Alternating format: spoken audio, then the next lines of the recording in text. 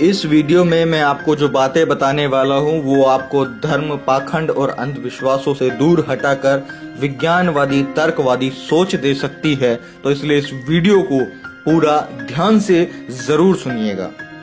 आपने देखा होगा कि कै, खे, गे, गे, डे, डे, चे, चे, जे, डे, टे, टे, टे, डे, डे, टे, टे, टे, टे, ये जितने भी अक्षर हैं, ये जितने भी ये लेटर्स हैं, ये जितने भी अक्षर आप स्क्रीन पर देख रहे हैं, ये सब इंसान ने बनाए हैं। और सबसे बड़ी बात यह है कि इन्हीं शब्दों में से ही भगवान को भगवान का नाम दिया गया है, जिसे सब भगवान बोलते हैं। इससे यह साफ जाहिर होता है कि भगवान ने अपना नाम खुद नहीं रखा है। भगवान का जो नाम है वह इंसान ने रखा है। यहाँ तक कि भगवान धरती फाड़कर नहीं निकलते हैं, उनकी मूर्ति को भी इंसान ने ही बनाया है। भगवान नाम भी दिया है, जो भी किया है सब इंसान ने किया है। तो भगवान ने क्या किया है? कौन है भगवान? भगवान को हम कैसे माने कि यह भगवान है? क्योंकि भगवान को बनाने वाले और भगवान को नाम देने वाले तो हम इंसान ही हैं। भगवान ने कुछ खुद से नहीं किया, जो किया इंसान ने किया। विज्ञान भगवान को नहीं मानता, क्योंकि भगवान ने ऐसा कुछ किया ही नहीं है जिससे हम उसे माने कि वो भगवान है। देश भर में बहुत सारे मंदिर हैं, वहां पर हर एक तरह के लोग आते हैं दूर दूर से दर्शन करने के लिए, और अपनी इच्छा अनुसार 50, 100, 200, 500, 1000, 10,000 चढ़ाकर कहते हैं मैंने इतना दान किया, मैंने उतना दान किया। लेकिन एक बात आप सोच करके देखिए, क्या भगवान के नाम पर चढ़ाई गई रकम भगवान की जेब में जाती है?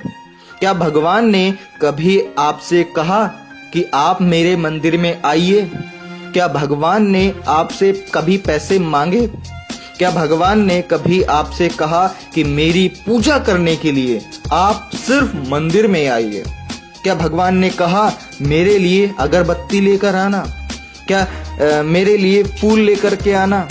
मेरे लिए पैसे लेकर के आना? मुझे पैसे की जरूरत है। मैं आपसे ही पूछ रहा हूँ, आप जो आप वीडियो देख रहे हैं ना, मैं आपसे ही पूछ रहा हूँ, क्या भगवान ने कभी किसी से ऐसी बातें की हैं? क्या भगवान आज तक किसी से कुछ मांगा है? कहाँ सुना है आपने? कहीं देखा है आज तक? बहुत सारे लोग बोलते हैं मैंने मन्नत मांगी थी, मेरी मन्नत पूरी हो गई, यह काम हो गया, मेरा वह काम हो गया, मेरी यह मन्नत पूरी हो गई, मेरा वो काम हो गया। लेकिन मैं आपसे पूछता हूँ, जो आपका काम हो गया, क्या भगवान खुद आकर के किया? मैं आपसे पूछना चाहता हूं, अपने दिमाग और दिल पर हाथ रखकर मुझे बताइए कि जो काम आपका हुआ है, क्या भगवान ने या खुदा ने खुद आकर के किया है, या फिर तुम्हारी मेहनत और तुम्हारी लगन से पूरा हुआ है, या फिर तुम्हारी कठिन परिश्रम से तुम्हारा काम पूरा हुआ है? भाइयों, दुनिया बहुत आगे निकल गई है। अब मन से, अपने अंदर से भगवान नाम का जो डर है उसे निकालो। बस बहुत हो गया। ब्राह्मणों की झूठी तस्वीर को मिटाओ, जो सिर्फ उन्होंने अपने स्वार्थ के लिए बनाई है। इस बात को पॉइंट आउट कीजिए, जो सिर्फ उन्होंने अपने निजी स्वार्थ के लिए बनाई है। मैं आप सभी लोगों से कहना चाहता हूँ, मेरे सभी साथियों से कहना चाहता हूँ कि अंधविश्वास भगाओ, अपने आप को बचाओ।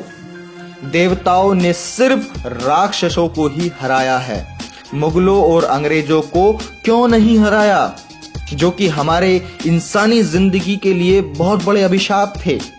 महिषासुर को मारकर दुर्गा देवी कहलाई, और बलात्कारियों को मारने वाली फूलन देवी डाकू क्यों कहलाई?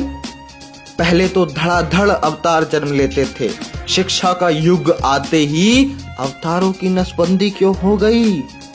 कोई पैदा क्यों नहीं हो रहा है? नया भगवान या कोई नई शक्ति जन्म क्यों नहीं ले रही है? इस बात को आप समझिए कि आस्था ही अंधविश्वास की जननी है। आस्था मूत्र आपको पिला रही है और नारियल का शुद्ध पानी फिकवा रही है। भारत दुनिया का इकलौता देश है जहां मिट्टी की मूर्ति को देवी कहकर कपड़ा पहनाया जाता है और जिंदा औरत को नंगा करके घुमाया जाता है। अफसोस इन बातों का नहीं कि धर्म का धंधा हो रहा है, बल्कि अफसोस तो इस बात का है कि दोस्तों आज की डेट में पढ़ा लिखा भी अंधा हो रहा है। पिताजी का तो पता नहीं और माताजी की जय जय, वारे अंधभक्तों। 9 दिन मिट्टी की मूर्ति के लिए भूखे नंगे रह लेंगे, लेकिन जिस माँ ने 9 माह पेट में पाला उसके लिए भी कभी 9 दिन भूखे रह के दिखाओ। मानसिक गुलाम क्या होते हैं इस बात को समझिए। एडिसन ने बल्ब बनाया, ये सारी दुनिया जानती है, भारत भी जानता है, लेकिन ब्रह्मा ने दुनिया बनाई ये केवल भारत ही जानता है, और भारत के भी सिर्फ कुछ चुनिंदा लोग ही जानते हैं और खूब जोरों से इसका प्रचार करते हैं, और हम जैसे मध्यम वर्गीय गरीब मेहनतकश लोग इन बातों में फंस जाते हैं। ई रॉन्ग नंबर है भाया, ई रॉन्ग नंबर है। महसूस किया है उस जलते हुए रावण का दुख जो सामने खड़ी भीड़ से बार बार पूछ रहा है, आप में से राम कौन है, आप में से राम कौन है। पूरी दुनिया में भारत एक ही देश है जहां लहसुन प्याज खाने से पाप लगता है। पाप एक सब्जी को खाने में, दलाली रिश्वत हराम की कमाई खाने से पाप नहीं लगता, लेकिन लहसुन प्याज खाने से पाप लगता है। तो मैं आपसे यही कहना चाहूंगा कि दिमाग की बत्ती जलाओ और अंधविश्वास भगाओ।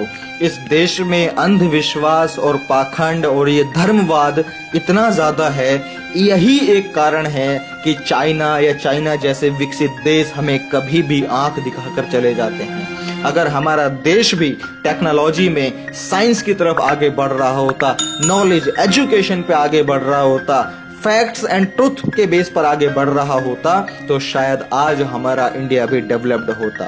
लेकिन नहीं, हमारे देश के कुछ चुनिंदा लोग जो ब्राह्मण और जो पंडित जिन्हें बुलाया जाता है, या और धर्म के जो सर्वोच्च जो लोग होते हैं, वो बेवकूफ लोगों को बनाए जा रहे हैं। जो आम जनता है, जो मेहनतकश लोग हैं। तो मैं बस लास्ट में इतनी बात कहूंगा कि अपने दिमाग की बत्ती जलाओ, सोच विचार करो और अंधविश्वास और पाखंड इस देश से मिटाओ, ताकि ये देश अंधविश्वास पाखंडवाद मुक्त भारत बन सके और ये देश विकासशील देश बन सके और या विकसित देश बन सके। तो मैं प्रशांत बोध अपनी इन्हीं बातों के साथ इस वीडियो का खत्म करता हूं। अगर इस वीडियो की बातें आपको समझ में आई हों और आपको सही लगी हों, तो इस वीडियो को अपने हर व्हाट्सएप ग्रुप में हर एक कांटेक्ट के साथ में जरूर शेयर कीजिएगा, ताकि उनके दिमाग की भी बत्ती जल सके और वो भी पाखंडवाद अंधविश्वास से मुक्त हो सकें। तो ठीक है साथियों, मैं प्रशांत बोध मिलता हूं आपसे अगली वीडियो में किसी और जबरदस्त टॉपिक के साथ में। तब तक आप इस वीडियो को शेयर करते रहिए। धन्यवाद। ये कुछ जरूरी वीडियो है, इनको देखने के लिए डिस्क्रिप्शन में लिंक पर क्लिक करके भी आप देख सकते हैं। लेकिन अगर आप इस वीडियो को फेसबुक पे देख रहे हैं तो यूट्यूब पे सर्च कीजिए प्रशांत बोध और चैनल पे क्लिक करके आप इन वीडियोस को देख सकते हैं। चाइना ने आपको आपकी औकात में दिखाई है। हमने कौन सा साला चाइना को कुछ ले दे थोड़ी रखा है कि हमको उसी का चलाना है। मैं ये कह रहा हूँ कि रेंट बाहर आ जाएगी इंडिया वालों की। मंदिर वही बनेगा, मस्जिद वही बनेगा, हमारा धर्म सर्वप्रथम है, ये देश हिंदू राष्ट्र बनेगा। 100-200 चुटिया वाले ब्राह्मण होंगे जो हराम की बैठ के खाएंगे। ये मंदिर मस्जिद और भगवान ये सिर्फ एक धंधा है, एक व्यापार है। अगर मंदिरों में या भगवानों के नाम पर लोगों के बीच में आस्था होती, श्रद्धा होती, तो यहाँ पर फायदे और नुकसान वाली बात ही नहीं आती। लेकिन जो ये खबरें, जो न्यूज आप देख रहे हैं कि इस मंदिर को हुआ 400 करोड़ का नुकसान, इस मंदिर को हुआ इतने करोड़ों का नुकसान, तो इस बात से आपको समझना ही पड़ेगा। मानने ना मानने की बात नहीं कर रहा हूं मैं, आपको मानना पड़ेगा, समझना पड़ेगा कि मंदिर और ये भगवान ये सिर्फ एक व्यापार है जो कुछ चंद लोगों ने इसको चलाया हुआ है अपने निजी फायदे के लिए। या फिर इस तरह के किसी भी बच्चे को धर्म या फिर किसी ब्राह्मण या पुजारी के पास में लेके जाएं या भगवान के पास में लेके जाएं, तो वो भगवान क्या इस बच्चे को ठीक बना सकता है या ठीक कर सकता है? क्या उसके पास ऐसी शक्ति या ऐसा चमत्कार है कि वो इस बच्चे की नाक लेके आ सके, वो इस बच्चे के हाथ लेके आ सके, या किसी बच्चे का जो भी अंग गायब है वो उस अंग को लगाकर काम करवा सके? मेरे ख्याल से नहीं। लेकिन अब इस बच्चे को हम विज्ञान के पास लेके जाते हैं, डॉक्टर्स के पास लेके जाते हैं कि क्या सर इसका कोई उपाय हो सकता है, क्या ये दोबारा से प्रॉपर वर्क कर सकता है बच्चा? तो जरूर डॉक्टर यही कहेंगे, विज्ञान यही कहेगा कि यस, ये बिल्कुल संभव है प्लास्टिक सर्जरी के द्वारा। वीडियो के नीचे इस लाल बटन को दबाकर चैनल को सब्सक्राइब जरूर कर लें और इसके साथ में घंटी का बटन दबाकर ऑल पर जरूर क्लिक कर लें ताकि आने वाले टाइम की हर वीडियोस की नोटिफिकेशन आप तक जरूर पहुंच सके।